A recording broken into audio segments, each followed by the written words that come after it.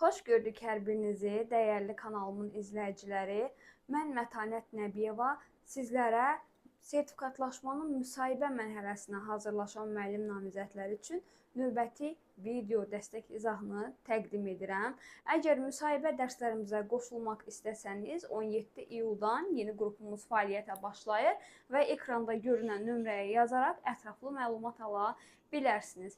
İlk sualımız mütləq ki, hər birinizin qarşısına inteqrasiya ilə bağlı sual ünvanlana bilər. İnteqrasiya nədir? İnteqrasiya müəllimlər bilirik ki, nədir?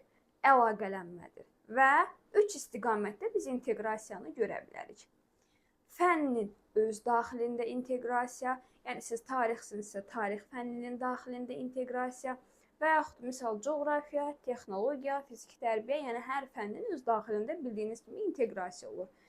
Mövzuların, fənlərin arasında şaxələnməsi, bu eyni mövzu ola bilər, fərqli mövzular ola bilər, bu fənlərin arasında inteqrasiya və ən son real həyati problem, layihə, eyni zamanda hər hansı real problemin həlli istiqamətində planın hazırlanması ilə, praktik tətbiq ilə yekunlaşan inteqrasiya modelimiz fənn üstü inteqrasiyadır. İnteqrasiya haqqında daha ətraflı məlumat almaq istəsəniz kanalımda izah var. İkinci sualımız summativ qiymətləndirmədir.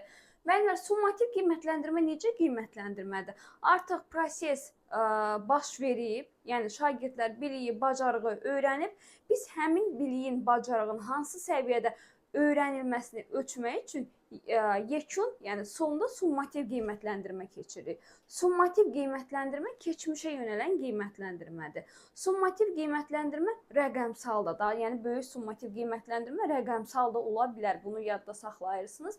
Və summativ qiymətləndirmə iki hissəyə bölünür. Kiçik summativ və böyük summativ qiymətləndirmə. Kiçik summativ qiymətləndirmə yarım il ərzində 3 dəfədən az, 6 dəfədən çox olmamaqla keçirilməlidir. Böyük summativ qiymətləndirmə yarım ildə bir, yəni hər yarım ilin sonunda. Birinci sinifdə heç bir summativ qiymətləndirmə həyata keçirilmir. 2-3-cü siniflərdə ancaq kiçik summativ qiymətləndirmə, 4, 9, 11 bunlar buraxılış sinifləri olduğu üçün bütün fənlərdən BSG, yəni böyük summativ qiymətləndirmə həyata keçirilir. Yerdə qalan siniflərdə, məsələn 5-dir, 6-dır, 7-dir, 8-dir, 10-cu siniflərdə ancaq buraxılış fənləri üzrə böyük summativ qiymətləndirmə həyata keçirilir. Lisey, gimnaziyalarda biraz vəziyyət fərqli ola bilər. Orada pedaqoji şuranın qərarı ilə əlavə fənlərdən də, yəni buraxılış fənlərindən əlavə fənlərdə də böyük summativ qiymətləndirmənin təşkil olunması halları ola bilər. Bilirik ki, müəllimlər, summativ qiymətləndirmədə bal aralığı, məsələn 0-30 bal 2 qiyməti, 30-60 bal. İndi buradakı təbii ki, bizim balımız 31 olacaq, 3 qiyməti, 60-80 bal aralığında 4 qiyməti, buradakı yəni 60-61 nəzərdə tutulur və 80-100 bal aralığında 5 qiyməti. Yəni 80 deyəndə 81. Orada kiçik tamlar söhbəti də var ki, bunları bizim summativ qiymətləndirmə mövzusumuzda daha ətraflı məlumat ala bilərsiniz. Təbii ki, summativ qiymətləndirmə keçiriləndə uyğunluq, etibarlılıq ən çox da keçdiyimiz mövzulara, belə deyim də, saldığımız testlər uyğun olmalıdır. Üçüncü sualımız uyğunluq, elə bax bunu deyim. Uyğunluq nədir? Uyğunluq şagirdə, məsələn sən 13-cü əsr mədəniyyətini keçmisən. Sən 15-ci əsr mədəniyyətindən şagirdə hər hansı bir sual sala bilməzsən. Nə keçmisənsə, qiymətləndirmə onu ölçməlidir. Yəni keçdiyinə uyğun olmalıdır. Bu belə. Sonra növbəti. Sizcə müasir model yoxsa ənənəvi model? Təbii ki, burada bəzən müəllimlər ənənəvi modeli daha çox bəyənirlər. Elə mən özüm də ənənəvi modeldə bəzi xüsusiyyətlər var ki, onları bəyənirəm. Amma təbii ki, müsahibədən əgər keçmək, uğurla müsahibənin yekunlaşdığını görmək istəyirsinizsə, müasir modelin müəllim-şagird, müəllim-valideyn münasibətləri, şagirdlə demokratik üslubun üstünlükləri haqqında məlumat verə bilərsiniz ki, məsələn, keçmiş modeldə şagird arxa planda qalırdı, sözünü deyə bilmirdi, amma müasir təlim prosesində bu belə deyil və orada təbii ki, kurikulumun üstünlüklərindən danışacaqsınız. Valideyn icrası haqqında, yəni valideyn icrasının əhəmiyyəti haqqında danışa bilərsiniz ki, şagirdlər haqqında valideyn daha çox məlumat ala bilir. Bəzən olur ki, bəzi hallarda valideynlər həmin iclaslara gəlmir. Bunun da hansı səbəbləri var idi? Qeyd etmişdim ki, valideynin iş saatı həddindən artıq çox ola bilir. Eyni zamanda müəllim təşəbbüsü ələ almayıb, yəni onu iclasa cəlb etməyə səy göstərməyib və yaxud da ki, bəzi valideynin iclasları var ki, orada həddindən artıq, məsələn, bir valideynin evladının neqativlərini digər bütün sinifin, valideynlərin gözü önündə və yaxud da ki, onların eşitdiyi bir mühitdə vurğuladığımız üçün o valideyn növbəti dəfə həmin iclasdan qaça bilər, çəkinə bilər. Əslində, yəni hər valideynin evladı haqqında məlumatları onun özü ilə bölüşməmiz daha məqsədə uyğun hesab olunur. Sonra əsl müəllim modeli. Əsl müəllim modeli öz üzərində çalışan, təşəbbüskar, şagirdlərini sevən, layihələrə, yeniliklərə açıq olan müəllim modelidir. Şagirdlərinin uğruna sevinən müəllim modelidir. Yəni əsl müəllim rol model olmağı bacarmalıdır.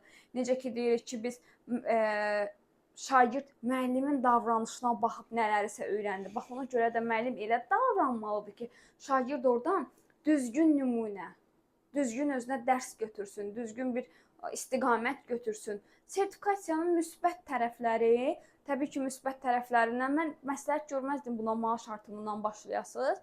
Yəni, müəllimin öz üzərində işləmə, öz biliklərini təkmilləşdirmə, keçmişdə öyrəndiklərini yenidən aktivləşdirmə, məsələn, kurikulum modelinin, metodik modelin dərslərə gətirilməsi, sıx tətbiq edilməsi haqqında məlumat verə bilərsin. Yəni, bir növ müəllimin öz üzərində işləməsi sertifikasiyanın müsbət tərəflərindən biridir.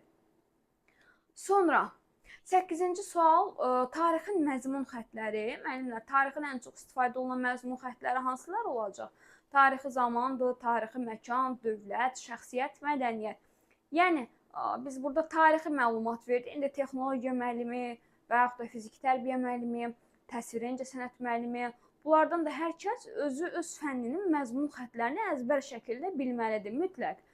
9-cu sualımız, bizdən razı qaldınızmı? Təbii ki, burada da razı qaldığınızı, müsbət gözləntilərinizi və yaxud da ki, belə deyim də, nə ki, müsbət hiss eləmişsiniz müsahibə mərhələsi haqqında, bunları vurğulaya bilərsiniz. Sonra, sonuncu sualımız, 10-cu sual, 10-cu sualda da yəni qiymətləndirmə haqqında mütləq sual veriləcək. Formativ qiymətləndirmə gündəlik qiymətləndirmədir. Şagirdin gündəlik təlim nailiyyətini izləyən qiymətləndirmədir. Formativ qiymətləndirmə, summativ qiymətləndirmədən fərqli olaraq gələcəyə yönəlir. Əgər formativ qiymətləndirmə haqqında da çətinliyiniz varsa, indi mən bu videoda uzun-uzadı formativ qiymətləndirmədən danışmayacağım sizə. Çətinliyiniz varsa, YouTube kanalımızda bütün qiymətləndirmə növlərinin izahı var. Bugünkü müsahibə kiçik video dərsimiz bundan ibarətdir.